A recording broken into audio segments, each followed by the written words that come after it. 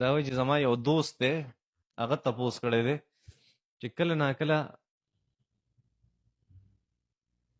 زما کور والا ما د هم بسترې نه منع کوي، نو دی وایي چې په دې باندې دا ګناهګاري که نه ګناهګاري. ګوره انسان له پکار دي چې دی د انسانانو ژوند تېروي. د څه؟ د انسان د کارغه غونته کې حرص هم نه دی پکار، او د بانګي غونته کې شهوت هم نه دی پکار. بانګي ته هم خیال کړی که نه؟ همیشه اوږه وی نو انسان له پکار دی چې د ځناورو خوی په ځان کې نه راولي. صحیح ده؟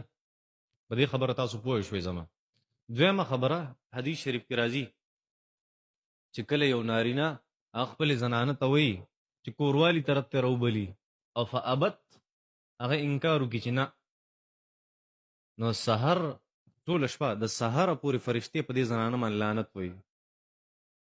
د سحره پورې فرشتې په دې زنانه باندې لعنت وایي. ښه، دا حدیث شریف تقریبا بخاری شریف کی روایت ده، مسلم کی روایت ده.